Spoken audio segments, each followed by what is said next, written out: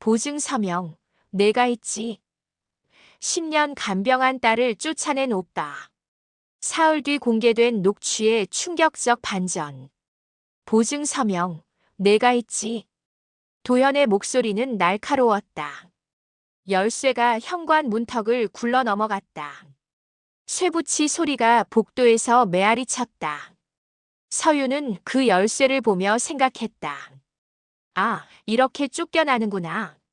10년을 여기서 살았는데. 한 달 안에 비워. 미정의 입술은 움직였지만 표정은 얼어붙어 있었다. 마치 냉동실에서 꺼낸 생선처럼. 그 차가움이 서윤의 등골을 훑었다. 그런데 이상했다. 도연의 눈동자가 자꾸 식탁 쪽을 훔쳐봤다. 무언가를 감추는 사람의 시선. 서윤은 그걸 놓치지 않았다. 사흘 뒤 보험사에서 공개될 통화 녹취가 모든 것을 뒤집는다. 새벽 3시 서윤의 손끝은 차가웠다. 아버지의 어깨를 돌리는 일은 조심스러운 의식이었다. 욕창이 생기지 않도록 2시간마다. 알람은 밤새 울렸고 서윤의 수면은 조각났다. 약통을 3번 확인하는 건 강박이 아니라 생존이었다. 한 번 놓치면 호흡이 거칠어지고 병원 응급실 복도에서 밤을 지새워야 했다. 미역국을 시켜 숟가락 끝에 얹었다. 아버지는 말이 없었다. 입은 다물어졌지만 눈빛은 말했다. 괜찮다. 고맙다. 그 눈빛을 읽는 게 서윤의 하루 전부였다. 10년. 결혼은 물 건너갔다. 야간 대학 학비는 병원비로 녹았다. 친구들의 약속은 점점 멀어져 갔다. 다음에 봐. 그 다음은 오지 않았다. 가계부 위에 눌린 볼펜 자국처럼 흐릿하지만 깊게 서윤의 시간은 눌려 있었다. 장례가 끝났다. 집안 공기는 갑자기 차가워졌다. 마치 누군가 문을 활짝 열어놓은 것처럼. 식탁에 놓인 국에서 김이 식었다. 현관에는 낯선 신발 소리가 들렸다. 도현과 미정이었다. 도현은 서류 봉투를 탁자 위에 내려놓았다. 봉투는 두툼했다. 안에 뭐가 그렇게 많은지 탁자가 움푹 눌렸다. 아버지 빚. 서유는 고개를 들었다. 보증인 내 이름이더라. 종이에서 잉크 냄새가 났다. 방금 프린트한 듯한 선명함. 서유는 봉투를 열었다. 근로보증계약서. 대출 연대보증. 손해배상 소송 피고인 명단. 그 모든 서류에 박서윤이라는 이름이 박혀 있었다. 제가요? 목소리가 갈라졌다. 도연은 대답하지 않았다. 미정이 무표정으로 말했다. 한 달 안에 비워. 변제 못하면 집은 경매로 넘어가. 그 말은 칼날처럼 날카로웠다. 서유는 숨이 막혔다. 10년을 살았던 집. 아버지가 마지막 숨을 쉬던 방. 새벽마다 약을 챙기던 부엌. 그 모든 게 한 달 뒤에 사라진다고. 저는 보증 선 적 없어요. 서류에 내 도장 있어. 도연의 목소리는 단호했다. 서유는 기억을 더듬었다. 아버지가 위독할 때 도연이 들이밀던 서류들. 빨리 도장만 찍어. 병원 동의서야. 그때의 복도는 형광등 불빛이 너무 밝았고 서윤의 머리는 하얗게 비어 있었다. 설마 그때 내가 직접 찍었잖아. 기억 안 나? 도연의 말에 서윤은 입술을 깨물었다. 기억이 흐릿했다. 아버지의 산소호흡기 경보음, 복도를 뛰던 발소리, 도연이 내민 서류, 그 위에 떨리는 손으로 누른 도장. 그게 뭐였는지도 모르고 미정이 현관으로 걸어갔다. 신발을 신으며 말했다. 밥은 정으로 먹어도 계약은 계약이야. 문이 닫혔다. 열쇠가 바닥에 떨어졌다. 쇠붙이가 마룻바닥을 굴러가는 소리가 길게 이어졌다. 서유는 그 소리를 들으며 무너졌다. 조문 때 칭찬은 늘 도연에게 향했다. 아들 키우느라 고생 많았어. 역시 아들이 있어야 든든하지. 서유는 부엌에서 그 말들을 들었다. 국을 끓이며 수저를 놓으며 보이지 않는 곳에서 그 말들 뒤에는 늘 그림자가 있었다. 딸은 시집 가면 남이야. 장례가 끝나자 말들은 더 노골적이었다. 보증은 가족이면 서로 해주는 거지. 간병은 정이지만 빚은 계약이야. 이모가 말했다. 고모가 고개를 끄덕였다. 서유는 밥상을 차리다 젓가락을 놓았다. 손이 떨렸다. 10년을 간병하고 밤을 새우고 약을 챙기고 설거지를 하고 빨래를 돌리고 마당을 쓸던 건 나였는데 그 시간은 정이고 도연이 가끔 병문 안 와서 아버지 괜찮으세요? 한마디 던진 건 효도인가? 서유는 웃음이 나왔다. 쓰디쓴 웃음. 밤이 깊었다. 서유는 아버지 방을 정리했다. 가계부를 넘기다가 이상한 메모를 발견했다. 월 보험 자동이체 도현 회사로 매달 동그라미가 쳐져 있었다.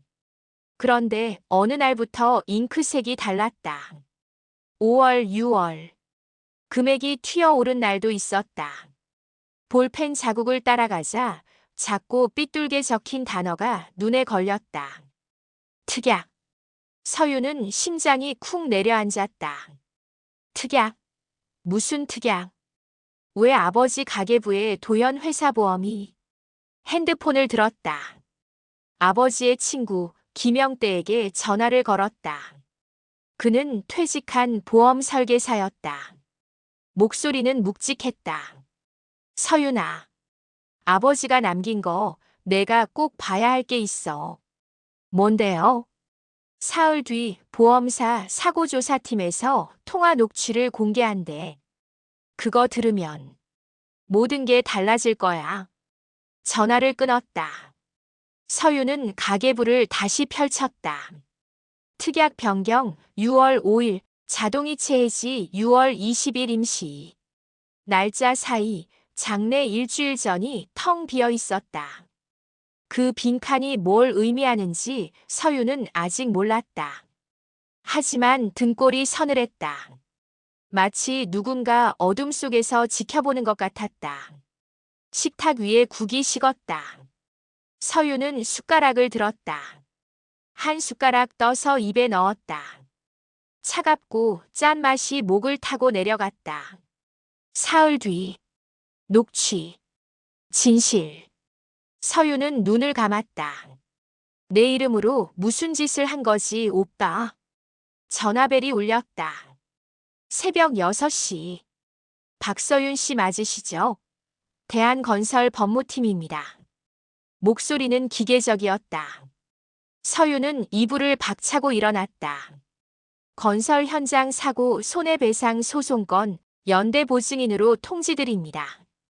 채무액 3억 2천만 원. 변제 기한은 60일입니다. 3억. 숫자가 귓속에서 맴돌았다. 서유는 핸드폰을 떨어뜨릴 뻔했다. 잠깐만요. 저는 보증 선적이 서류상 도장 날인 확인됐습니다.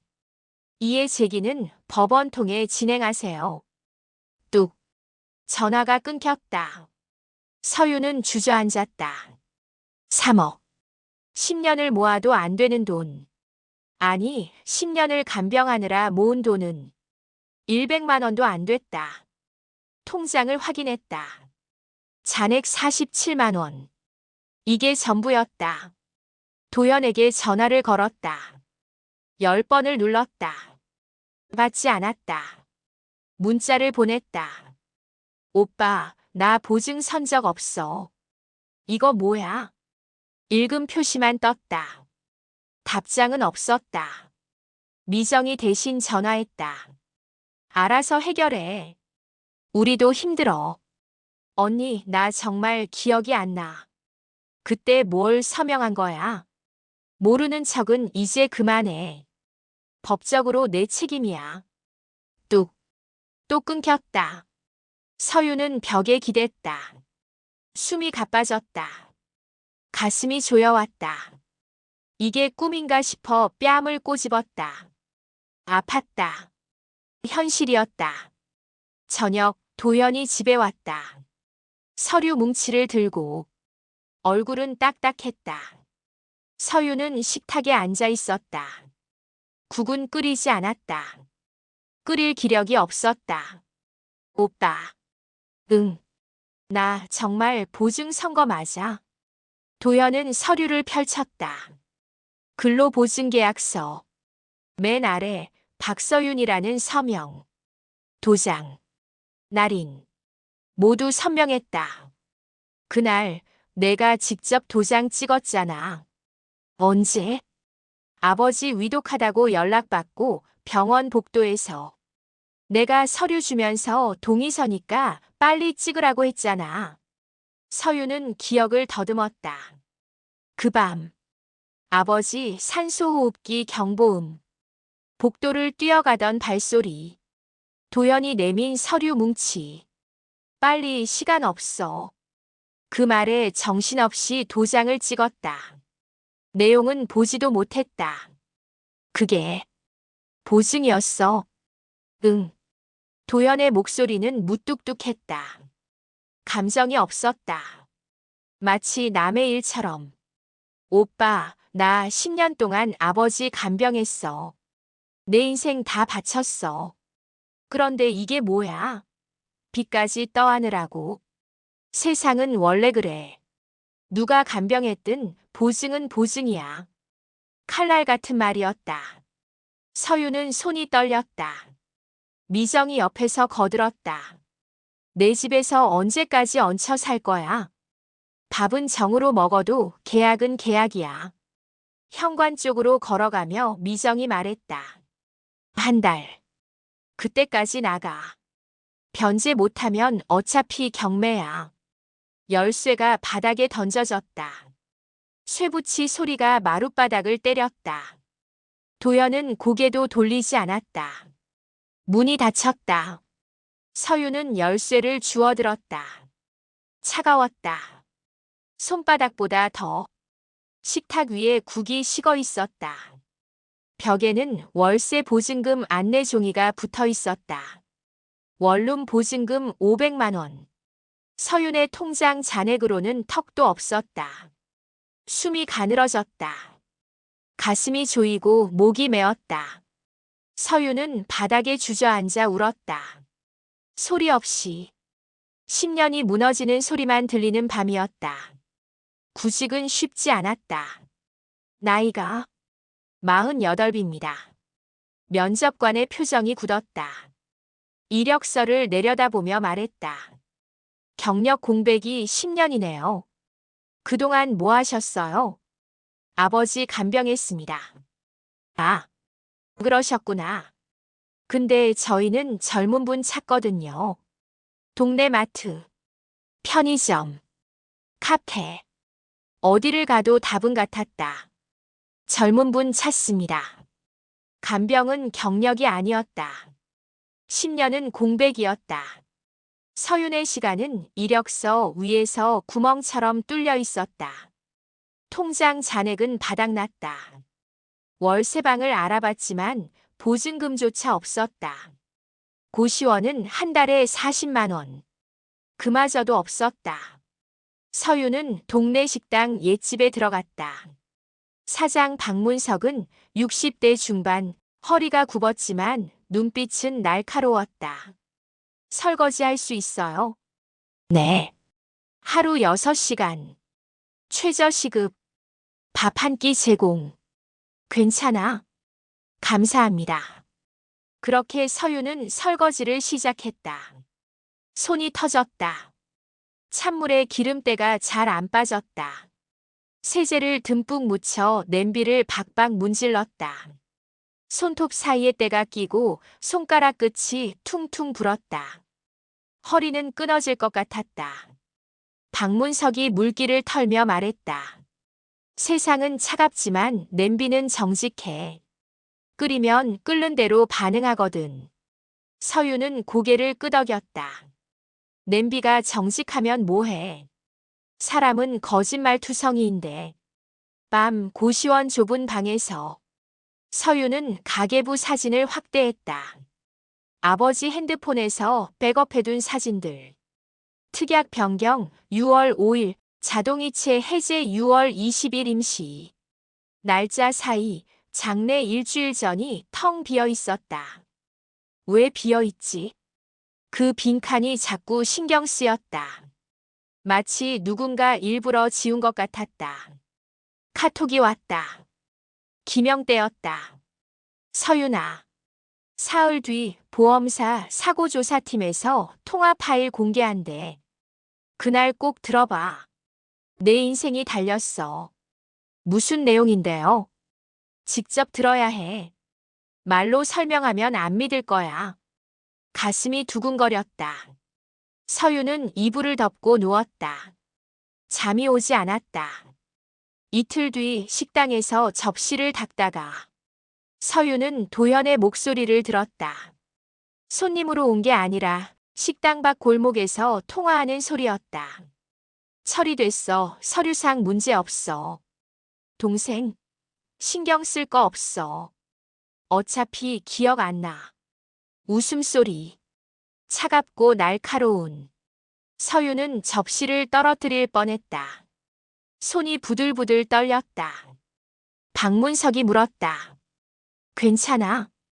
내 거짓말이었다. 괜찮을 리 없었다. 그날 밤 서유는 아버지 서랍을 다시 뒤졌다.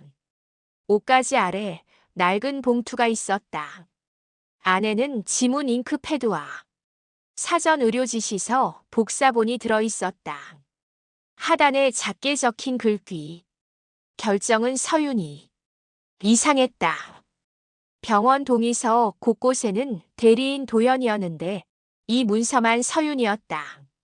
누가 언제 바꿨을까? 전화벨이 울렸다. 보험사 오지은이었다. 박서윤 씨, 내일 오전 10시 통화 파일 들으러 오실 수 있으세요? 심장이 미친 듯이 뛰었다. 서윤은 숨을 고르고 말했다. 네. 제 인생이 걸렸어요. 맞아요. 당신 인생이 걸렸습니다. 전화가 끊겼다. 서윤은 천장을 올려다봤다. 형광등이 깜빡였다. 내일이면 모든 게 밝혀진다. 진실이 뭐든 받아들일 준비가 됐다. 아니, 사실 준비 같은 건 안 됐다. 하지만 더는 도망칠 곳도 없었다. 보험사 건물은 높았다. 서유는 로비에서 목을 젖혔다. 유리창 너머 하늘이 보였다. 구름 한 점 없이 맑았다. 이상하게도 속은 먹먹했다. 엘리베이터를 탔다. 7층. 버튼을 누르는 손가락이 떨렸다. 거울에 비친 얼굴은 헬쑥했다. 며칠 제대로 못 자서 눈밑이 거뭇했다. 복도를 걸었다. 발소리가 이상하게 크게 들렸다. 마치 누군가 뒤따라오는 것 같았다. 뒤를 돌아봤다. 아무도 없었다. 상담실 문을 열었다. 오지은은 30대 중반쯤 보였다. 정장 차림에 안경을 쓰고 노트북 앞에 앉아 있었다. 표정은 무덤덤했지만 눈빛은 예리했다. 앉으세요. 서유는 의자에 앉았다. 등받이가 딱딱했다. 통화 파일 들으러 오셨죠? 네. 듣기 전에 한 가지 물어볼게요. 박서윤 씨, 6월 20일 어디 계셨어요? 병원이요. 아버지 중환자실. 혹시 그날 서류에 서명하거나 도장 찍은 기억 있으세요? 서유는 고개를 저었다. 정확히는 기억 안 나요. 그날 아버지 상태가 안 좋아서 오빠가 서류 몇 개 내밀었는데 그냥 찍었어요. 동의서라고 해서. 오지은은 고개를 끄덕였다. 그럼 이제 들어보세요. 노트북을 돌렸다. 스피커에서 잡음이 흘렀다. 클릭. 그 전날 밤. 서유는 아버지 서랍을 뒤지다가 이상한 걸 발견했었다. 지문 잉크패드. 왜 이게 여기 있지? 서랍 깊숙이 사전 의료지시서 복사본이 있었다. 하단에 작게 적힌 글귀. 결정은 서윤이. 이상했다. 병원 동의서 곳곳에는 대리인 도연이었는데 이 문서만 서윤이었다. 더 뒤지자 봉투가 나왔다. 안에는 성년후견 등기부 등본 사본이 들어있었다. 성년후견인 박서윤. 서윤은 숨이 멎었다. 나? 내가 후견인이었어. 그럼 도연이 내민 서류들은 뭐였지? 병원 동의서 곳곳에 대리인 도연이라고 적혀 있었는데 실제 법적 권한은 내게 있었다는 말인가? 누군가 바꿔치기 한 거였다. 서윤은 봉투를 더듬었다. 구겨진 메모지가 하나 나왔다. 아버지 필체였다. 서류 조심. 도현이가 급해 보여. 날짜는 6월 18일. 장례 사흘 전. 아버지는 알고 있었다. 뭔가 이상하다는 걸. 그래서 서윤에게 권한을 남긴 거였다. 보험사 상담실. 오지은이 재생 버튼을 눌렀다. 남자 목소리. 특약 변경은 형님 회사로 돌려요. 아버지 간병비로 나갔다고 하면 돼요. 다른 목소리. 보증 서명은 동의하신 거죠? 대리 제출 가능합니다. 침묵. 그리고 낮게 깔린 도연의 목소리. 동생은 몰라도 됩니다. 무음이 한번 지나갔다. 서윤은 숨이 막혔다. 손이 떨렸다. 입술을 깨물었다. 피 맛이 났다. 오지은이 재생을 멈췄다. 이 통화는 6월 19일 밤 11시에 녹음됐습니다. 장례 이틀 전이죠. 그럼.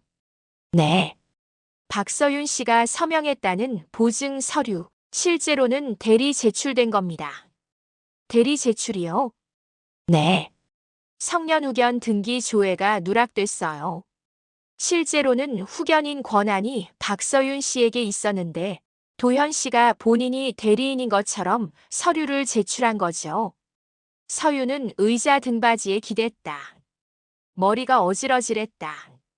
사문서 위조, 사기 혐의가 성립할 소지가 큽니다.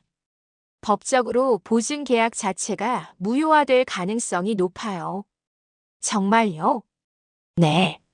게다가 장례 직전에 변경된 서류도 있고요. 특약 변경건도 마찬가지입니다.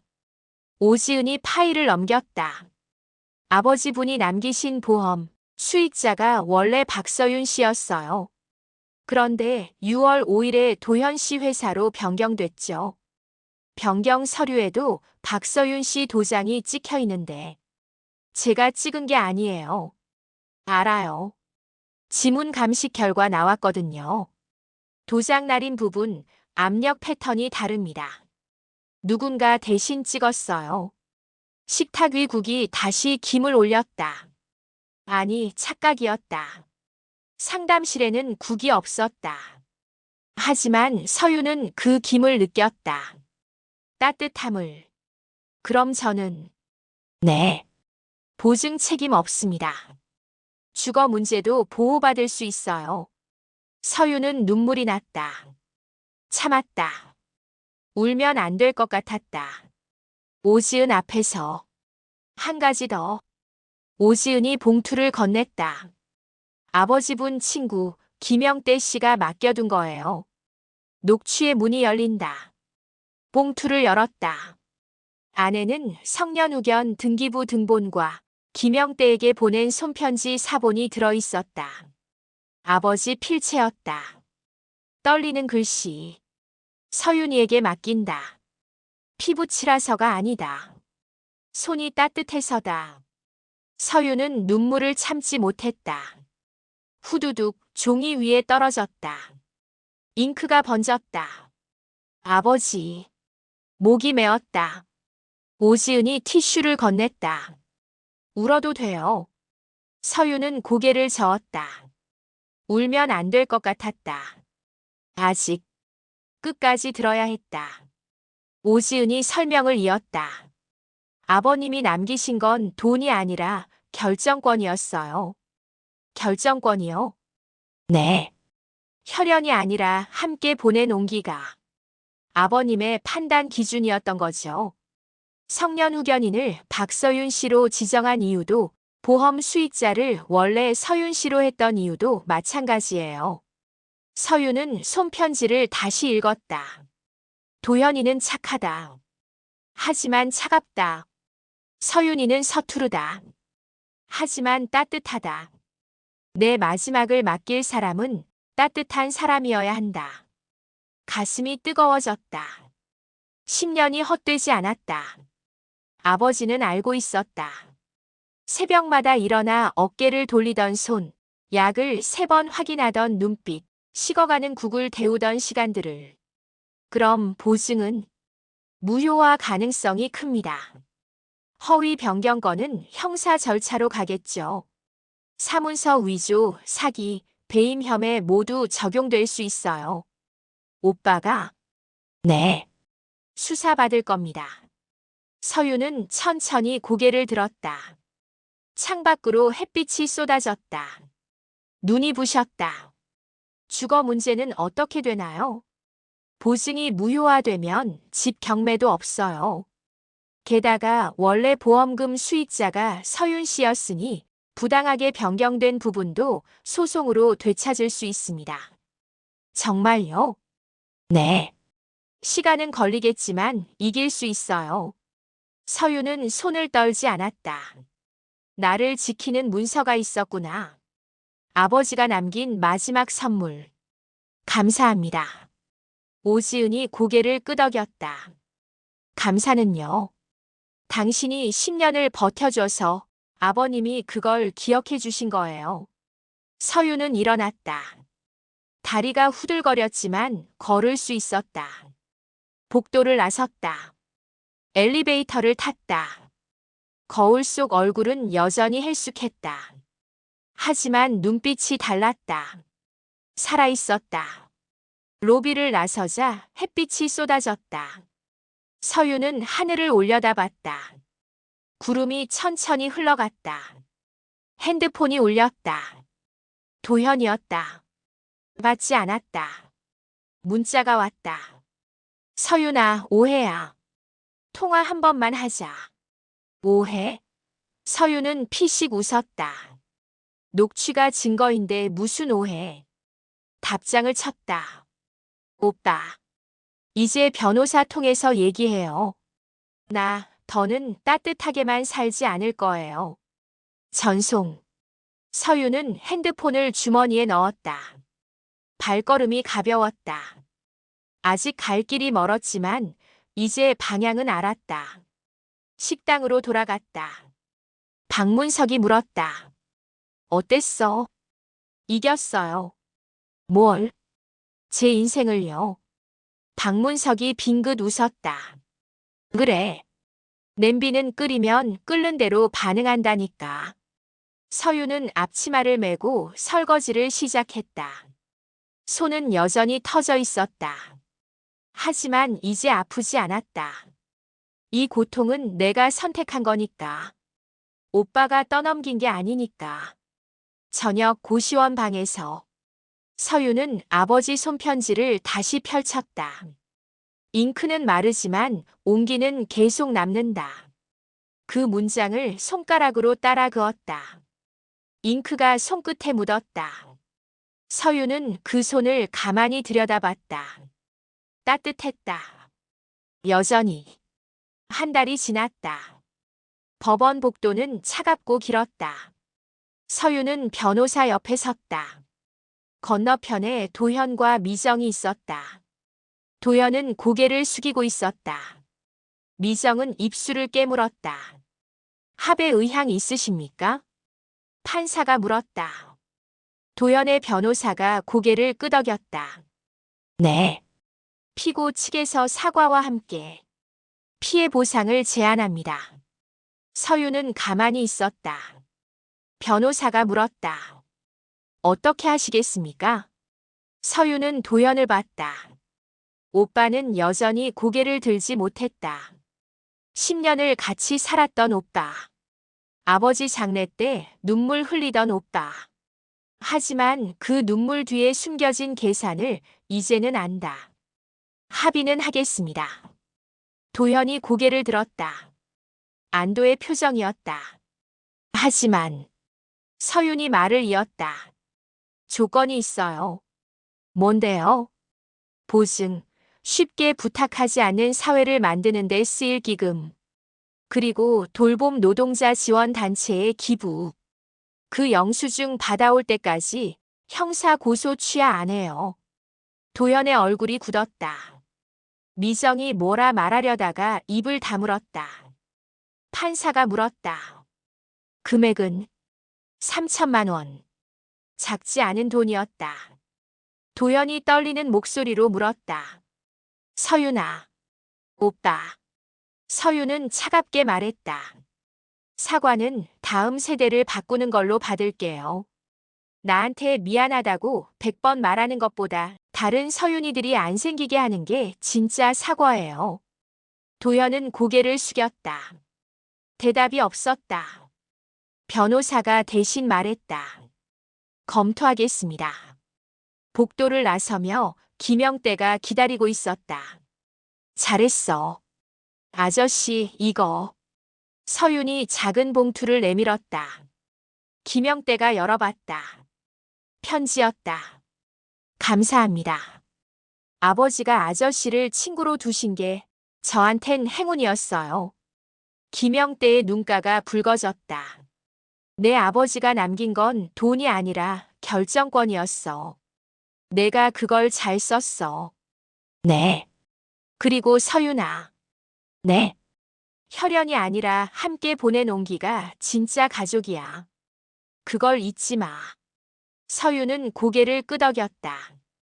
가슴이 뜨거워졌다. 김영대가 또 다른 봉투를 꺼냈다. 이것도 내 아버지가 남긴 거야. 뭔데요? 열어봐. 봉투 안에는 통장 사본이 있었다. 예금주 박서윤. 잔액 5,200만 원.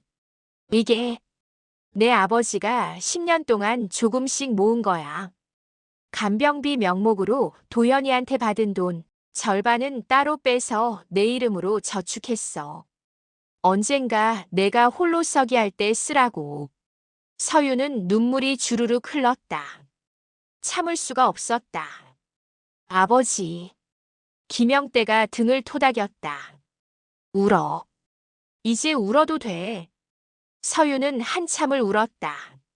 법원 복도에서 사람들이 지나갔지만 신경 쓰지 않았다. 10년이 쏟아져 나왔다. 석 달 뒤.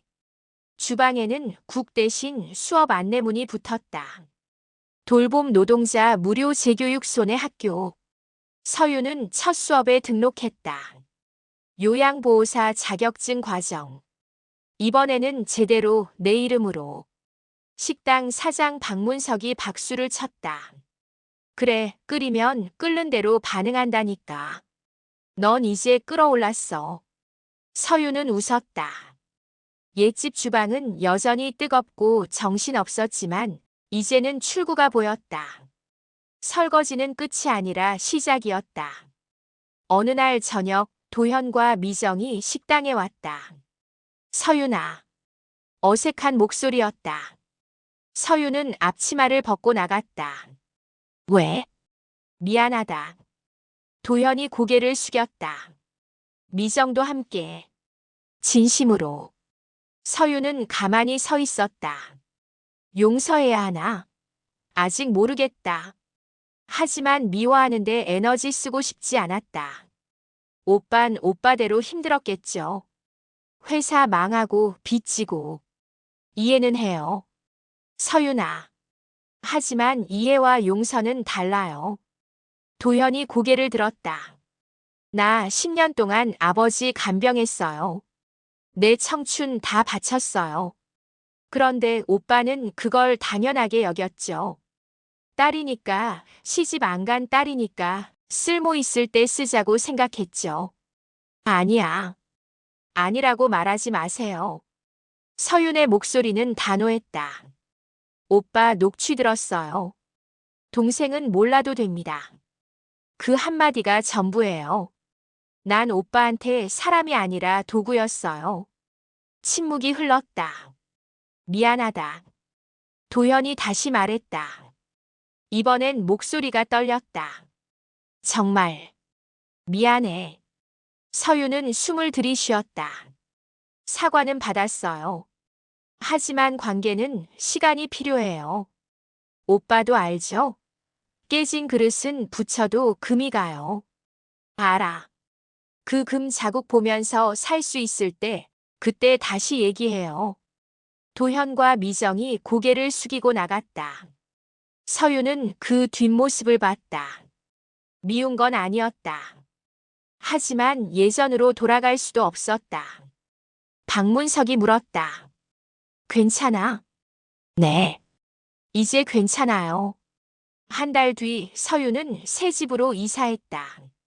작은 원룸이었지만 창문이 컸다. 햇빛이 잘 들었다. 식탁을 놓고 의자를 놓고 가계부 사진을 액자에 넣어 벽에 걸었다. 특약 변경 6월 5일.